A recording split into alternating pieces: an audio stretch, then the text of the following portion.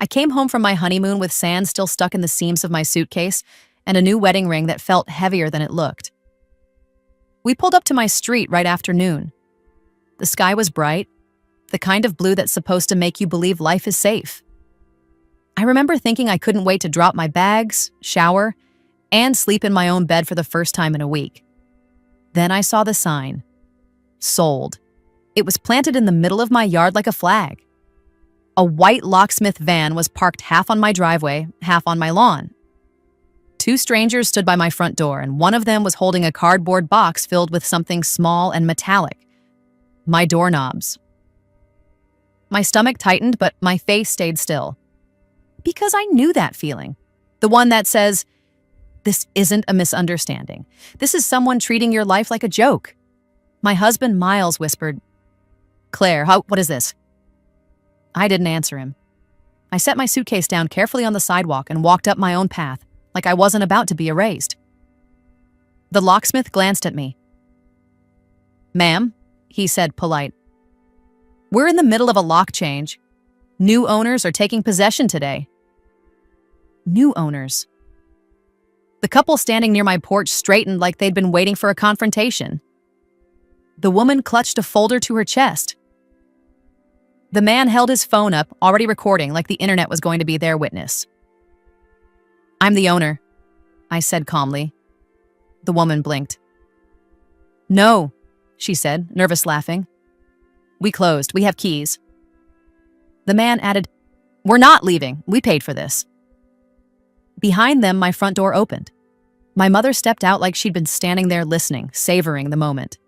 She wore sunglasses even though she was in the shade, and she smiled as if she'd won a raffle. Right behind her was my sister Brianna in a cropped jacket and too bright lipstick, phone held up at chest level, filming. Her eyes flicked to my ring and then away fast like it annoyed her that I looked happy. My mother's smile widened. Well, she said loudly, for the yard and the street and the couple to hear. Look who's home. I didn't raise my voice. I didn't rush past the strangers. I didn't give anyone the chaos they wanted. What is happening? I asked. My mother stepped down onto the porch, slow and theatrical. We sold your house while you were gone, she said, like she was announcing a casserole recipe. Family needed the money. My sister snorted and panned her phone over my face. You're homeless now, she said, smirking. How's that honeymoon feel? I could feel eyes behind curtains. A neighbor's blinds twitched. Someone across the street slowed their car to stare. Miles moved closer to me, protective without being aggressive. This is her property, he said, voice tight. You can't just... My mother cut him off with a laugh. Oh, sweetie, she said, dripping pity. Your little wife doesn't get everything she wants just because she put on a dress. My hands went cold. Not from fear, from the clarity of knowing she'd planned this down to the audience. The couple on my porch shifted, uncomfortable now. The woman looked between us like she was realizing she'd walked into something ugly. The man kept recording anyway, because some people only care about being right on camera. I turned my eyes to my mother. Who signed the deed? I asked. Brianna laughed. You really think you can stop it? It's already done. I asked a question, I said, flat. My mother's smile tightened. Paperwork, she said. Adults handled it. You were busy on vacation. I nodded once as if that was an answer. Then I asked the only question that matters when someone claims they sold your property. What title company handled the sale? The air shifted. Just slightly. My mother's smile slipped at the corner, a tiny crack she couldn't hide fast enough. Brianna's filming hand dipped for half a second like her wrist suddenly got heavy. That's not your business, my mother snapped, recovering. It's literally my business, I said, still calm. Name the title company. Brianna jumped in too quickly. Harborline, she said. Then she added, louder, Harbor line title, okay? Happy? My mother's eyes flashed at her like, shut up. But it was too late. The detail was out. The locksmith cleared his throat. Ma'am, he said to the couple, if there's a dispute, I can't proceed. I need confirmation from escrow. The man bristled. We have confirmation, he said, shoving the folder forward. We have a settlement statement. I didn't touch it. I didn't argue with them. Innocent buyers become collateral in family games, and I refused to make them my enemy before I knew what they'd been told. Instead, I looked at the locksmith. Stop, I said, calm and clear. Do not change that lock. He hesitated. Then he nodded once like he'd heard something in my voice that sounded like liability. My mother stepped forward, anger flashing. You don't get to order people around, she hissed. I met her eyes. I'm not ordering, I said. I'm documenting. I picked up my suitcase, turned away from my porch, and walked back down my path. Miles followed without a word. I didn't call the police from my driveway. My mother loves scenes, and she's good at turning a scene into a story where she's the victim and I'm the monster. So I drove to the one place her story couldn't survive. The county recorder. Inside the fluorescent lobby, I took a number and waited, watching a wall clock tick like it was counting down to a verdict. Miles sat beside me, silent and tense. When my number was called, I stepped to the counter and slid my ID across. The clerk's name tag read, Marisol. She had tired eyes and the kind of calm that comes from seeing too many families try to steal from each other. I need to pull the deed and current status for my property, I said. Someone claims it was sold while I was out of town. Marisol nodded once and typed in my address. Her fingers moved fast. Then she paused. Not a normal pause. A pause like she'd just hit something sharp. She clicked once. Her expression tightened. She clicked again and leaned closer to her screen. What is it? I asked. Marisol didn't answer right away. She turned her monitor slightly toward me so I could see the property record. My house, my parcel number, my legal description, and a bold status note in a red field. Transfer restricted. Below it, a smaller line. Notice of trust on file. I felt my mouth want to smile before my face allowed it. Marisol glanced up at me, careful. Ma'am, she said quietly, this property is not transferable the way your family thinks it is. I kept my voice calm. Tell me why. She tapped the screen with her pen and said, because the house they sold was never in your personal name at all. It's held under a restricted trust filing that requires your authorization. Marisol didn't treat it like a fun twist. She treated it like a safety issue. She clicked into another tab and the screen filled with gray boxes, recording dates, document types, cross-references. Then she angled the monitor toward me again. At some point, she said quietly, someone recorded the memorandum of trust against this parcel. That's why the system flags it. It means transfers can't be processed the normal way. Miles leaned in beside me. So they can't sell it, he said, almost disbelieving. Marisol's expression stayed neutral. They can try, she said, but the record won't support it unless the requirements are met. I kept my hands flat on the counter. Show me the requirements, I said. She clicked once. A scanned document opened. Clean, formal, dated years ago. The header read, Hart Residence Trust. My chest tightened. Not from fear this time, but from recognition. I hadn't thought about that trust in years. It was something my dad had put in place after my parents' marriage imploded. Something he said would keep the house from turning into a weapon. Marisol scrolled until she reached a bold section. Authority to convey. Trustee signature required. Under it was a name. Trustee, Claire Hart. I didn't react outwardly, but inside, something cold and steady clicked into place. My mother hadn't sold my house. She'd tried to sell something she didn't have the legal ability to move. Miles exhaled slowly. You're the trustee, he whispered. Yes, I said, voice level. I am. Marisol looked up at me carefully. Have you signed anything? She asked. No, I said. I was on my honeymoon. She nodded once, like that confirmed what she already suspected. Then she clicked into the activity history. My stomach tightened again. Because there, in a log of recent actions, was a line item from the day before. Attempted deed submission. Rejected submitted via e-recording, submitting entity, harbor line title.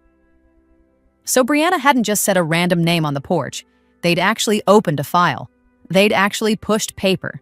And the county had stopped it before it could become real. Marisol glanced at me.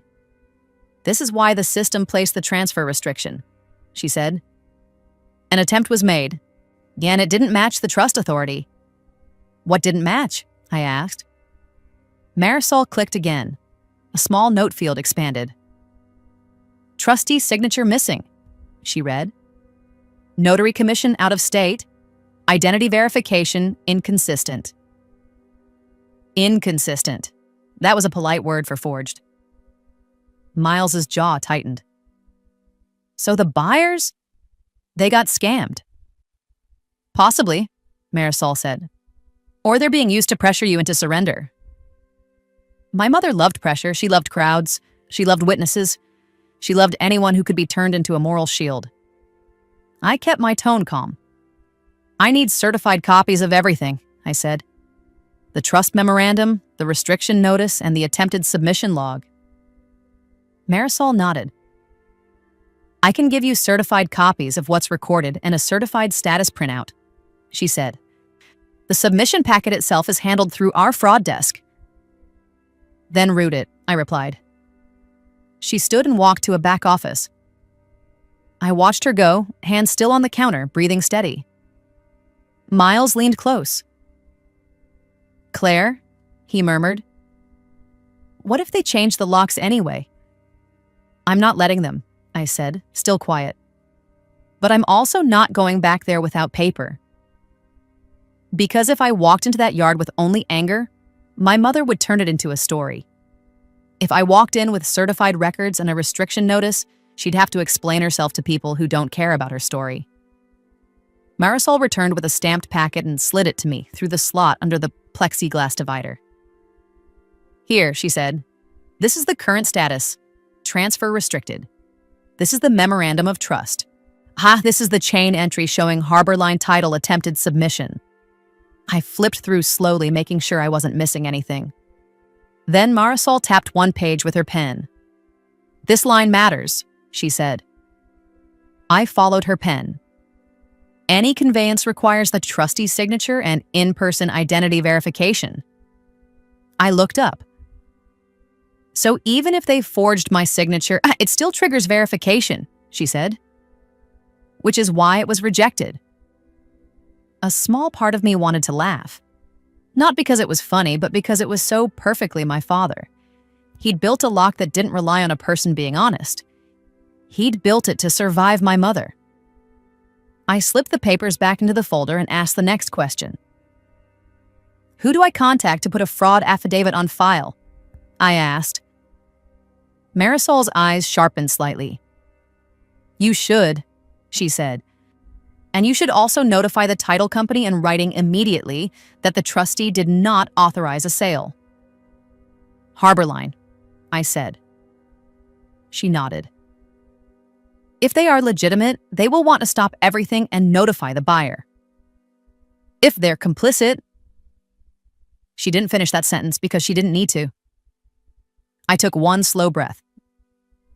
Where is Harborline title located? I asked. Marisol pulled up a directory link and wrote the address on a sticky note. 10 minutes from here, she said. Downtown. Good, I replied. As I turned away from the counter, Miles touched my elbow. Are we going back to the house first? He asked. Not yet, I said. First, we cut the oxygen to their lie. In the parking lot, my phone buzzed again. A video message from Brianna. I didn't open it. I didn't need to see my own porch through her camera. Instead, And I opened my notes app and wrote 3 things like a checklist. Certified county restriction printout trust showing trustee name Harborline title attempt log. Then I called the locksmith number from the van's side panel that I'd photographed earlier. It rang twice before a dispatcher answered. "Coastal Lock and Key?" a man said. "Hi," I said calmly. "This is Claire Hart. Your tech is at my address for a lock change. That property is under a county transfer restriction with suspected fraud. I am the legal owner and trustee. Tell your tech to stop work and leave." There was a pause. Typing. "Do you have a case number?" he asked. "I have a certified status printout from the county recorder and a fraud routing," I said. "If your tech proceeds, he's participating in an unlawful lockout." The dispatcher exhaled slowly. "Hold," he said, and I heard him calling out to someone in the background. "We're pulling him." Good. Then I called my neighbor, Mrs. Donnelly, the one person on that street who watched everything without being messy about it. She answered on the first ring. "Claire? Don't let anyone into my house," I said. "Not my mother. Not my sister. Not any buyers. If there's a locksmith, tell them the county has it restricted and call police if they touch the door." Her voice went sharp. "They're there right now," she said. "Your mother's standing like a queen. Your sister's filming. I already told them you're not home, and they laughed." "I'm handling it," I said. I ended the call and looked at Miles. "We're going to Harborline," I said, "and we're going to make them freeze everything in writing." At Harborline Title, the lobby was too clean, too coastal themed, a bowl of mints on the reception desk, a framed photo of a lighthouse that screamed trustworthiness. I walked up to the receptionist and said, "I need to speak to the escrow officer on the Hart residence file, immediately." The receptionist smiled automatically. "And your name?" "Claire Hart," I said. "Trustee and owner. The county recorder has the property marked transfer restricted due to an unauthorized attempted submission under your company name." Her smile blinked off like a light. "One moment," she said, and her fingers moved fast on the keyboard. She glanced up again, eyes suddenly cautious. "Ma'am, you're not listed as the seller contact." "I know," I said evenly. "That's the problem." The receptionist swallowed. "I'll get someone." A man in a fitted suit appeared from a back hallway and introduced himself as Grant Whitaker, an escrow officer. He didn't invite me to sit in the lobby. He walked me into a conference room and closed the door like he was trying to keep the office from hearing the word fraud. "Ms. Hart," he said, controlled and professional. "We have an active file, yes. It was opened by your—" He stopped himself and chose a safer phrase. "It was opened by a party claiming authority." I placed my folder on the table and slid the certified county printout toward him. Grant read the header, read the stamp, then paused. His eyes moved to the line that listed the trustee. Then he looked up at me. "Your mother is here," he said quietly. My stomach didn't drop. It hardened. "Of course she is," I said. Grant swallowed. "She arrived earlier with another woman," he added. "They said you were unavailable and that a family emergency required an expedited closing." "Brianna." I didn't raise my voice. "Bring up your submission log," I said. "And show me who signed your seller packet." Grant hesitated for half a second, then opened his laptop and turned it toward me. He clicked into the file timeline. He scrolled once. Then he went still. And when he spoke, his voice had changed. Less customer service, more liability. "Ms. Hart," he said quietly. "The seller packet includes a power of attorney." I stared at the screen and kept my face calm. "Whose name is on it?" I asked. Grant's eyes flicked up briefly, then back down to the document title. He read it aloud. "Attorney in fact, Marjorie Hart. My mother." And at that exact moment, I heard heels in the hallway outside the conference room. Fast, confident, like someone who believed she was walking toward a victory speech. The conference room door opened like it belonged to her. My mother stepped in first, Marjorie Hart, chin lifted, sunglasses still on, smiling like she'd come to collect something she'd already claimed. Behind her, Brianna slipped in with her phone raised, filming again, pretending it was for her protection while aiming it straight at my face. "Claire," my mother said, sugary and loud. "There you are." "Grant, sweetheart, we were wondering how long you were going to keep us waiting." Grant's posture stiffened. "Ma'am," he said carefully, "this is an internal meeting." My mother ignored him and looked at me. "You can stop this little tantrum," she said. "You're married now. You have a husband. You'll be fine." Miles shifted beside me, jaw tight. Brianna angled the camera toward him. "Say hi," she murmured. "You're part of this now." I didn't flinch. I didn't snap at the phone. I didn't give her a clip she could edit into me looking crazy. Instead, I looked at Grant and spoke like this room was a bank, not a family dinner. "Grant," I said calmly, "I want the full audit trail on this file. Who opened it? Who uploaded the POA? Who completed the e-sign? What identity documents were used? And what notary platform handled the session?" My mother laughed. "Listen to her," she said to Grant, as if I was a child reading a script. "She thinks she's a lawyer because she can say audit trail." Grant didn't laugh. He stared at the laptop screen, then at my mother, then back at me, and I could see the calculation behind his eyes. This wasn't a family argument anymore. This was liability. "Ms. Hart," he said to my mother, "the property has a trust restriction. The county recorder is showing transfer restricted. That means we cannot proceed without trustee authority." My mother's smile twitched. "My husband set that up," she snapped. "And he's dead. So it's still binding," Grant said, voice controlled. "And according to the recorded memorandum, the trustee is Claire." Brianna's filming hand dipped for half a second, then corrected. My mother's sunglasses hid her eyes, but I saw her jaw tighten. "Grant," she said, lowering her voice into something sharper. "We already have a buyer. They're waiting. Don't embarrass me." I stayed quiet, watching her try to bully a title officer the way she bullied waiters and neighbors and anyone who didn't know their rights. Grant didn't move. "I can't ignore a transfer restriction," he said. "If we do, we risk sanctions and a fraud report." My mother's voice rose. "Fraud?" she scoffed. "Are you calling me a criminal?" I didn't speak. I let her walk into her own words.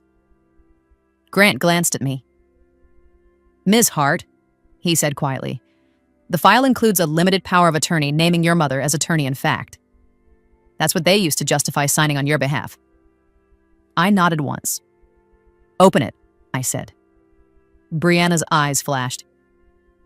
"You can't just demand things," she snapped. "Actually," I said, still calm, "I can. Because my name is on the property, and your company name is on the attempted submission that the county rejected." Grant clicked into the document and pulled it up on the screen. The POA looked clean at first glance. Formal header. My name typed neatly. Yes, language about authority to convey real property. A notary block at the bottom.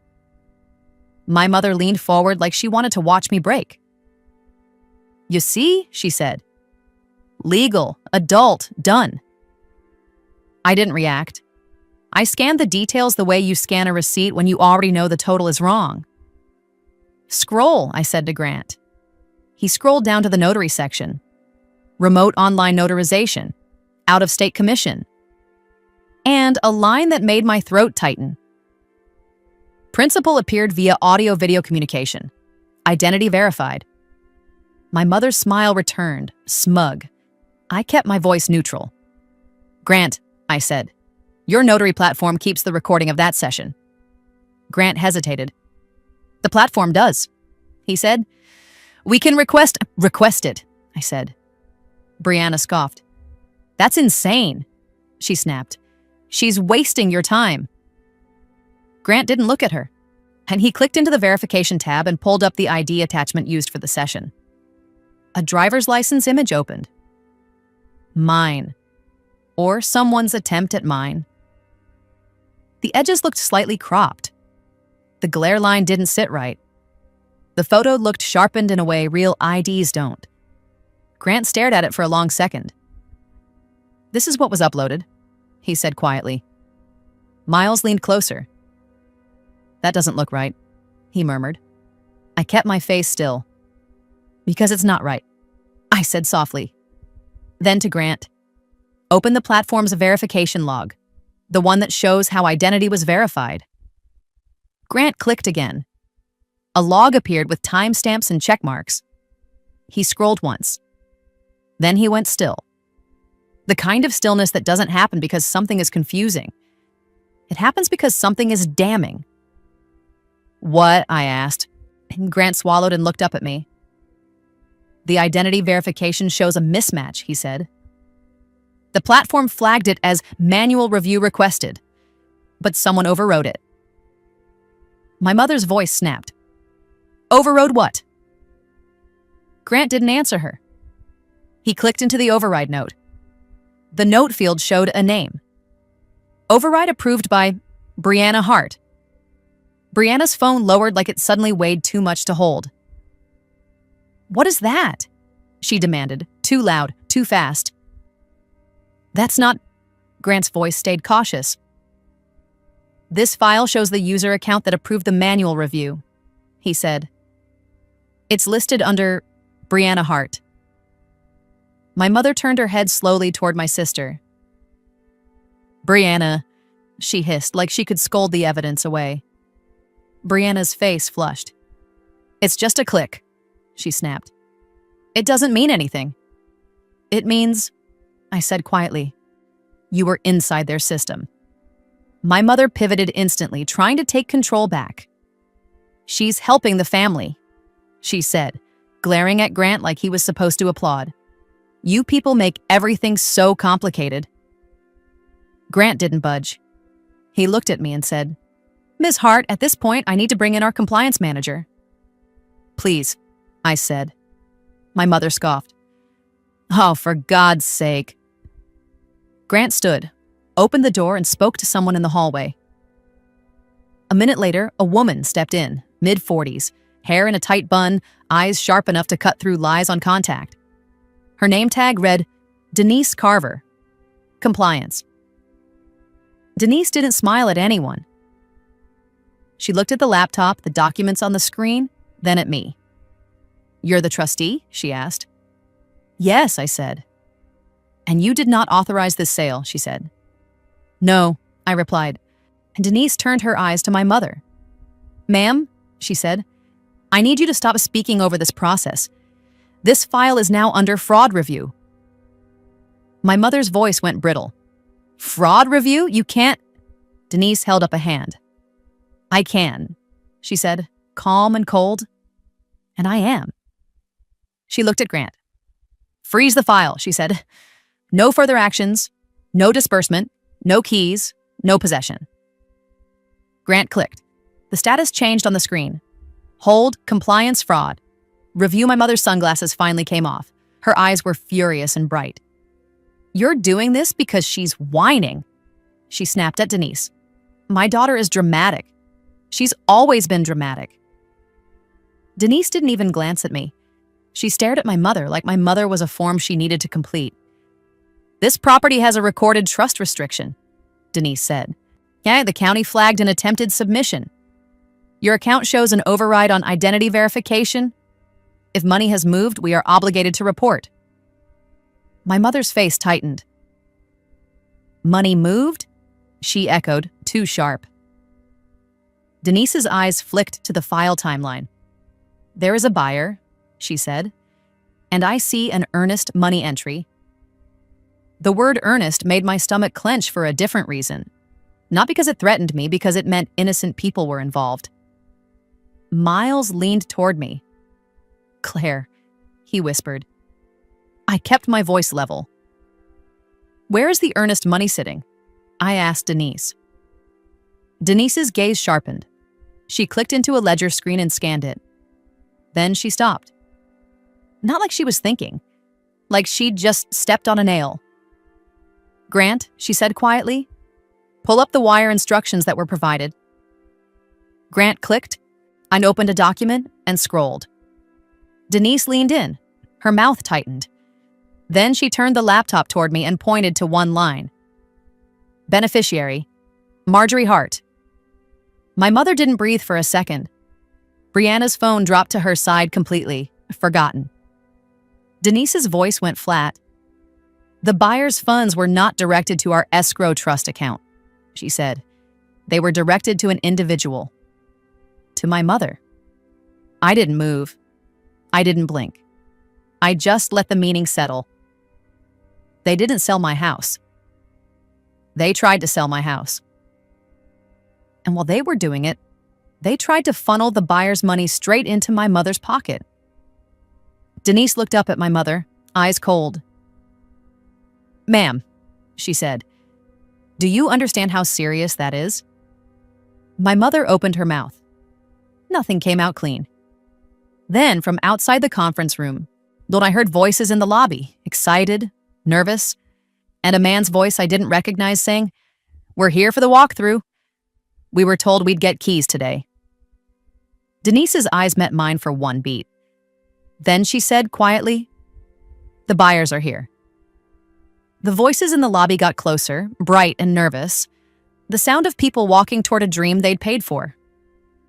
Denise didn't rush to hide anything. She didn't lower her voice. She did the opposite.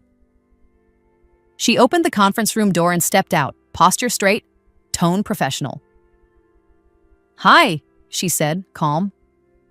"Are you here regarding the Hart property?" A couple appeared at the end of the hallway.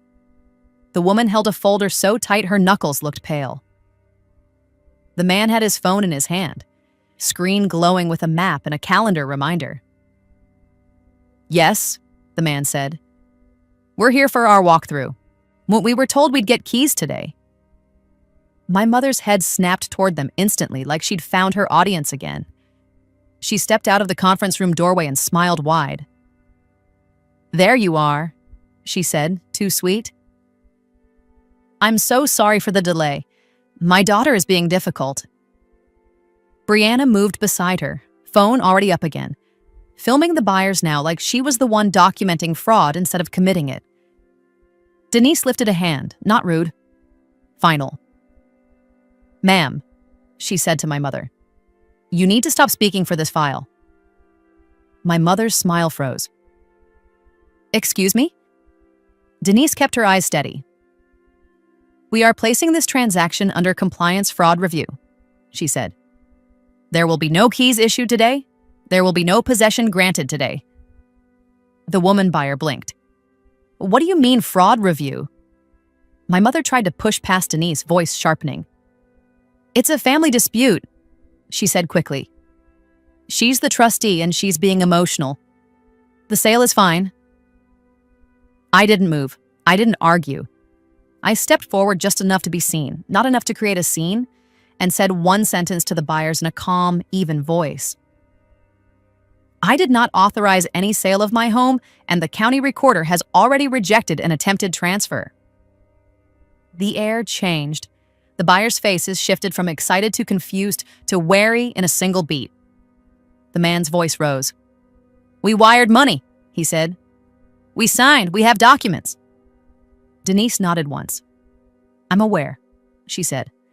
"That's why this is serious." My mother scoffed loudly. "They wired money because it's real," she snapped. "She's just trying to punish us." Denise turned her head slightly, eyes colder now. "No," she said. "They wired money because someone gave them instructions that did not route through our escrow trust account." The woman's hand flew to her chest. "What?" Denise looked at them. "I need both of you in this room," she said. "And I need you to understand something clearly. If you wired funds directly to an individual or to an account outside escrow, you may have been defrauded." My mother's voice went sharp. "You can't say that." Denise didn't look at her. "I can," she said, and led the buyers into the conference room. They sat. My mother and Brianna hovered near the doorway, like they still believed proximity equaled authority. Denise turned the laptop toward the buyers and pointed to the wire instructions Grant had pulled up. The line I'd already seen. Beneficiary, Marjorie Hart. The man stared at it. "That's her," he said, voice cracking with disbelief as he looked at my mother. My mother's chin lifted. "Yes," she said, as if it was normal. "It's family. The money needed to go somewhere safe." The woman buyer's eyes widened. "Safe?" she whispered. "We were told it was escrow." The man scrolled through his own folder with shaking hands and pulled out a confirmation page. He slapped it on the table. "We wired it yesterday," he said, voice tight. "We wired it exactly how we were instructed." Denise didn't flinch. She examined it like a professional. "Do you have the exact time and reference number?" she asked. The man nodded and read it off, hands trembling. Denise looked at Grant. "Call the bank's wire department," she said. "Right now, put it on speaker." Grant hesitated for half a second, then obeyed. He dialed. A recorded voice answered. Then a human picked up. Denise spoke calmly, using the tone that makes people listen. "This is Denise Carver, compliance," she said. "We have a transaction under fraud review. We need to initiate an urgent wire recall request for a buyer who was instructed to wire funds outside escrow to an individual." My mother's face tightened. "You're humiliating me," she hissed. Denise didn't look away from the phone. "You should be more concerned about what you signed," she replied. The bank representative asked for details. Denise provided them. The man buyer repeated the reference number. Then the bank rep said a sentence that made the room go dead quiet. There is already a fraud flag on that beneficiary account," she said. My mother's lips parted. "What?" the bank rep continued, voice careful. "We cannot discuss account specifics, but the system indicates a pending review on the receiving side. The recall request will be escalated." Brianna's phone lowered again. Her eyes flicked to my mother with something that looked like panic. My mother snapped, "This is insane," but her voice had lost its confidence. Denise ended the call and looked at the buyers. "You need to file a wire fraud report with your bank immediately," she said. "Today, in person if possible. Do not wait." The woman buyer's eyes were glossy. Are we going to lose it?" Denise didn't promise what she couldn't control. "I don't know," she said honestly. "But the faster you report, the better your odds." The man buyer turned toward my mother, voice shaking with fury now. "You took our money," he said. "You used us." My mother lifted her hands like she was wounded. "I didn't take anything," she snapped. "You were buying a house. Don't be dramatic." "Stop," I said quietly. My mother's eyes cut to me like knives. "Don't you dare." I didn't raise my voice. I simply looked at the buyers. "I'm sorry you got pulled into this," I said, calm. "But you need to understand the house was held under a restricted trust. No legitimate title company can transfer it without my signature and in-person verification." The man buyer swallowed hard. "So, the sale isn't real?" "No," I said. "It's not." Denise tapped the laptop. "We will be issuing written notice that this file is frozen under compliance fraud review," she said. "We will be reporting this attempt through the proper channels, and we will preserve all digital logs, audit trails, and platform records associated with this file." My mother's voice turned shrill. "You can't destroy us over a misunderstanding." Denise finally looked directly at her. "This isn't a misunderstanding," she said. "It's an attempted conveyance using a contested power of attorney, an overridden identity verification mismatch, and wire instructions routed outside escrow." My mother opened her mouth to speak, but nothing came out clean. Brianna stepped forward suddenly, trying to reclaim control by force. "This is private," she snapped. and reached for the laptop like she could close it and end reality. Denise moved faster than Brianna expected. "Do not touch that," Denise said sharply. Brianna's fingers hovered midair and then withdrew like she'd touched a hot surface. Grant stood as well, blocking the laptop with his body. The room had shifted. My mother was no longer the authority figure, she was a risk. Denise looked at me. "Ms. Hart," she said, "you need to secure your property immediately. If there are strangers at your home changing locks, that becomes a separate matter." "They're there," I said. "Right now." Denise nodded once. "Then I'm calling building security to escort your mother and sister off the premises," she said. "And I'm calling local law enforcement to report suspected transaction fraud and attempted unlawful possession." My mother's head snapped up. "You're calling the police?" she said, voice climbing. Denise didn't blink. "Yes," she said. "Yes. Because if you are directing buyer funds to yourself and attempting to take possession of a property without lawful authority, we have an obligation to report." My mother's face hardened. "This is my family," she hissed. "I can handle my family." Denise's voice was flat. "You already did," she said, and stepped out to make the call. The buyers sat frozen, the woman wiping at her cheek with the side of her hand. The man stared at his wire confirmation like it could change if he looked hard enough. Brianna tried to resurrect her smirk, but it wouldn't hold. "You think you're so smart," she muttered at me. "You think paperwork makes you untouchable." "It doesn't make me untouchable," I said quietly. "It makes you accountable." My mother leaned in close, voice low and poisonous. "If you do this," she whispered, "you'll regret it." I didn't move. "You already sold consequences with my name on them," I replied. "I'm just returning them to sender." Denise came back in with a security officer behind her. Tall, calm, hands clasped.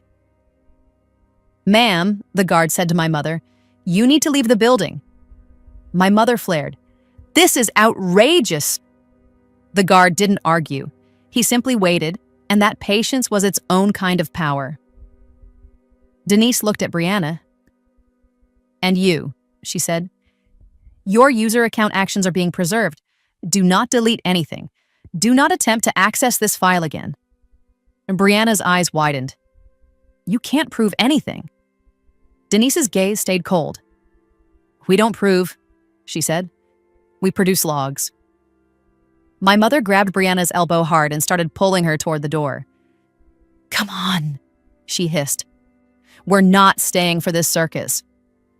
As they walked out, my mother turned her head and threw one last line over her shoulder like she could still write the ending. "You'll have nowhere to live," she snapped, "because those locks will be changed before you get there." Miles stepped closer to me, voice low. "Claire?" I didn't answer. I was already moving, because the next part wasn't about proving fraud in a conference room. It was about stopping a physical takeover at my front door. We drove back fast, my phone mounted on the dash. I called the non-emergency line for my town, kept my voice steady, and said, "I need an officer dispatched to my address for an attempted unlawful lockout. I am the legal owner and trustee. There is an active title fraud report and the county recorder has the property transfer restricted." The dispatcher asked for my name. I gave it. Then she asked, "Are the parties on scene?" "Yes," I said. My mother, my sister, a locksmith, and people claiming to be buyers. A pause. Keyboard clicks. Then, "Officers are en route."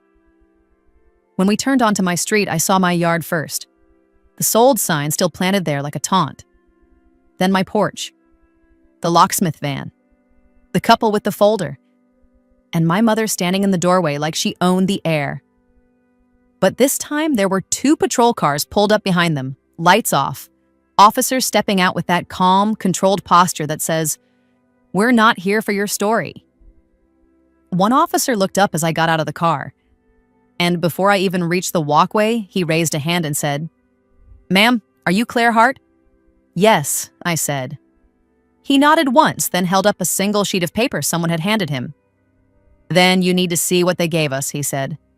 Because it's a power of attorney that claims you signed it yesterday, and the notary stamp on it is from a state you haven't been in. I didn't rush. That's the instinct when someone is touching your door. Run, grab, shout. But that's what my mother wanted. A scene she could narrate as my daughter is unstable. So I walked up the path at a steady pace, my folder held against my ribs like a shield. Miles stayed half a step behind me, silent, watching everything. The senior officer, Officer Hayes, kept the paper raised as I approached. They provided this, he said, measured. Power of attorney. Hank claims you signed it yesterday. I stopped at the bottom step and said calmly, I was on my honeymoon yesterday. Hayes nodded once. That's what you told dispatch. They claim otherwise. He angled the page toward me. It was exactly what Denise had warned me about. A document designed to look official enough to bully a locksmith and confuse a patrol officer who wasn't living inside this story. My name typed neatly. My mother listed as attorney-in-fact, an out-of-state notary stamp, and a date that made my stomach tighten. Yesterday. Officer, I said, voice even. The county recorder has the property marked transfer restricted due to a recorded trust memorandum. I am the trustee. No conveyance is valid without my signature and in-person verification. I have certified proof in my folder. Hayes looked at me, then at the porch, then back. Okay, he said. Show me. I handed him the certified county status printout first, transfer restricted, then the memorandum of trust showing trustee authority, then the certified entry showing Harbor Line's attempted submission was rejected. He read them slowly. You could see his posture shift from neighbor dispute to potential fraud. Behind him, my mother's voice shot out, loud and sweet, aimed at the street like a microphone. She's lying, she called. She's always lying, she's emotional. She doesn't understand legal documents. The younger officer, Officer Kim, turned his head toward her, eyes tightening. Ma'am, he said, stop interrupting. My mother laughed like it was a joke. I'm just trying to help, she said. Officer Hayes didn't look at her. He kept reading the trust memo, and then traced a finger down to the line Marisol had pointed out. Trustee signature required. He looked up at me. You're the trustee, he said. Yes, I replied. And you didn't sign any sale documents, he said. No, I said again. Hayes nodded once and turned toward the locksmith. Sir, he asked, who hired you? The locksmith, middle-aged, tired, already regretting his morning, held up his work order. Horizon Home Transitions, he said. They told me new owners took possession today. Officer Kim glanced at the work order and asked, Did you verify ownership? The locksmith shook his head. I was given a POA, he said, nodding toward my mother. And the buyer showed me a settlement statement. The buyer, the man who'd been recording, stepped forward. We have documents, he insisted. We paid. We wired. Hayes held up his hand. Everybody breathe, he said, calm. No one is entering this home right now. My mother's face tightened. They need to get inside, she snapped. They own it. They do not, Hayes replied, and his tone had sharpened. He tapped my certified status printout with his pen. County record is restricted. Attempted transfer was rejected. She's trustee. That means this property is not legally conveyed. The woman buyer's face went pale. But we were told... I know, I said quietly, looking at her. I'm sorry, you're being used. My mother's voice rose again. Don't you dare play the victim, she screamed, and for a second her mask slipped fully. You think you're better than us because you have money and a husband and a house. Miles's jaw tightened, but he stayed silent. Officer Kim stepped closer to my mother. "Ma'am," she said. Lower your voice." My mother ignored her and jabbed a finger toward my front door. "That's my family's house." Hayes turned to me. "Do you want them trespassed?" he asked. "Yes," I answered immediately. My mother blinked hard. "You wouldn't," she whispered, like she couldn't believe the word applied to her. I stayed calm. "I would," I said. Officer Hayes nodded and turned toward my mother and sister. "You are being formally instructed to leave the property," he said. "If you refuse, you will be removed and cited." Brianna stepped forward, finally dropping the smirk completely. "This is insane," she snapped. "She's manipulating you with paperwork?"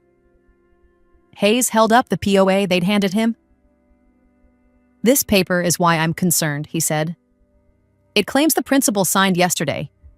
Notary stamp is out of state. If she wasn't in that state, this is potentially forged." My mother's eyes widened. "It's not forged," she said too fast. Hayes looked at her. "Where was it notarized?" he asked. My mother opened her mouth, then closed it. Brianna jumped in. "Online," she said. "Remote, it's legal." Hayes nodded slowly. "Remote notarization has a recording and identity verification," he said. "So that'll be easy to confirm." Brianna's face tightened. Then the buyer's phone rang. He answered, listened, and his expression collapsed into panic. He put it on speaker without thinking. A bank representative's voice came through, crisp and careful. "Sir," she said, "we've initiated a wire recall request. The receiving account is currently under review. We need you to file a fraud report immediately and come into a branch." The buyer's hands shook. "So we might get it back?" "We cannot guarantee outcome," the rep said. "But the sooner you file, the better." The buyer's face turned toward my mother with something raw and furious. "You had us wire to your name," he said. "You stole from us." My mother's voice turned shrill. "I didn't steal anything. It was for family." "For family?" the woman buyer whispered, tears starting. "We wired our savings." Officer Hayes stepped in, calm but firm. "Ma'am," he said to my mother, "do not speak to them. Do not approach them." My mother didn't listen. She took a step forward anyway. Officer Kim moved with controlled speed and blocked her path. "Stop," she said. My mother froze, breathing hard, realizing for the first time that this wasn't her living room. This wasn't a dinner table she could control by volume. This was an official scene. Hayes turned to the buyers. "I need your information," he said. "I need your wire confirmation and I need copies of anything you were given. Settlement statement, instructions, emails." The man buyer nodded, eyes burning. "We'll give you everything." Hayes nodded once. "Good," he said. Then he looked at my mother and sister again. "You two need to leave now," he repeated. "You are not authorized to be here." Brianna's voice cracked. "You can't do this," she hissed at me. "You can't make Mom look like what she is?" I asked quietly. My mother's face twisted. "After everything I did for you," she spat. "You're going to call the police on me?" I didn't raise my voice. "You called strangers to my door," I said.